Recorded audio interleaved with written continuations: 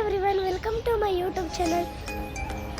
ನಮ್ಮ ಮನೆಗೆ ನೆಂಟರು ಬಂದಿದ್ದಾರೆ. ಬನ್ನಿ ಬನ್ನಿ ನೋಡೋಣ. ನೋಡಿ, ನಮ್ಮ ಅತ್ತೆ, ನಮ್ಮ ತಾತ. ಹಾಯ್ ಮಾಡ್ತಾತ.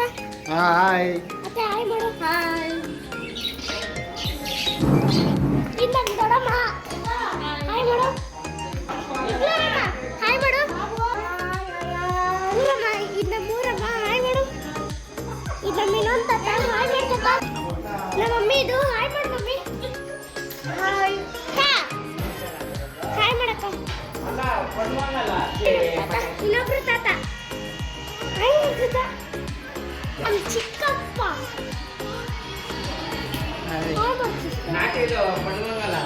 ಇನ್ನೊಂದು ಚಿಕ್ಕಪ್ಪ. ಹಾಯ್ ಮಾಡು ಚಿಕ್ಕ. ಬನ್ನಿ ಇನ್ನೊಬ್ರು ನೋಡೋಣ. ಇನ್ನ ಇದ್ದಾರೆ. ಇದು ನಮ್ಮ ಪಪ್ಪ. ಪಪ್ಪ ಹಾಯ್ ಮಾಡು. ಹಾಯ್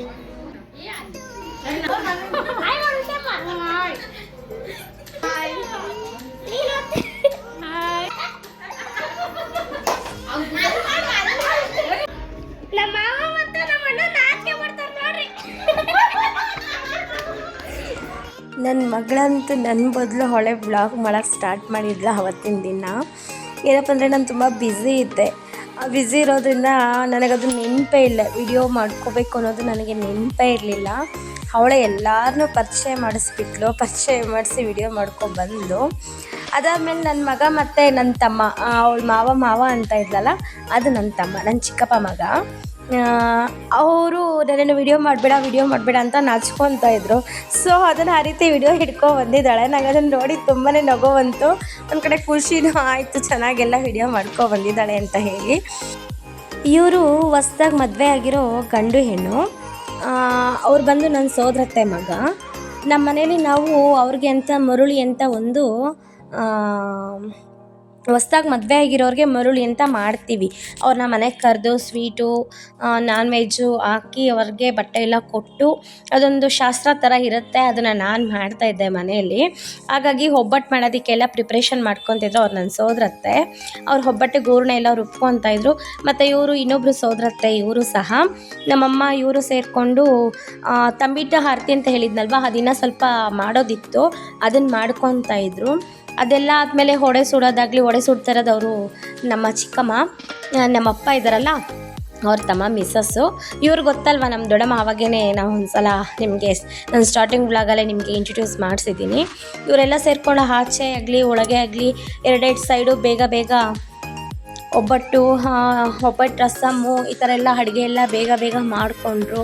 ಮಾಡಿದ್ದೆಲ್ಲ ಆದಮೇಲೆ ಫೈನಲಿ ಕೂತ್ಕೊಂಡು ಊಟ ಎಲ್ಲ ಮಾಡಿದ್ವಿ. ನೆಂಟರೆಲ್ಲ ಸೇರಿದ್ರೆ ಮಾತಾಡೋದೇ ಸಾಕಾಗೋದಿಲ್ಲ, ಅಷ್ಟು ಇರುತ್ತೆ ಮಾತು. ನಾವೆಲ್ಲ ಸೇರಿಬಿಟ್ವಿ ಅಂದರೆ ನಮ್ಮ ಅತ್ತೆದಿರು, ನಮ್ಮಮ್ಮವರು, ನಮ್ಮ ಆಂಟಿ ಎಲ್ಲರೂ ಇರೋದ್ರಿಂದ ನನಗೆ ತುಂಬಾ ಕೆಲಸಕ್ಕೆ ತುಂಬ ಈಸಿ ಆಯಿತು. ಆ್ಯಕ್ಚುಲಿ ಅಡುಗೆ ಕೆಲಸದಲ್ಲಿ ನಾನು ಏನೂ ಮಾಡಿದ್ದೆಲ್ಲ ಅವರೇ. ಪಾಪ ಬಂದಿರೋ ನೆಂಟರ ಕೈಲೇ ಎಲ್ಲ ಮಾಡಿಸ್ಬಿಟ್ಟೆ ಅಂತ ಒಂಚೂರು ಫೀಲಿಂಗ್ ಇತ್ತು. ಬಟ್ ಅವರೆಲ್ಲ ಹಾಗೇನೇ, ಎಲ್ಲರೂ ಬಂದಿದ್ದ ತಕ್ಷಣ ಅವರು ಬ್ಯುಸಿ ಆಗಿಬಿಡ್ತಾರೆ. ಇದೇ ಥರ ಕೆಲಸದಲ್ಲೇ ಬ್ಯುಸಿ ಆಗಿಬಿಡ್ತಾರೆ.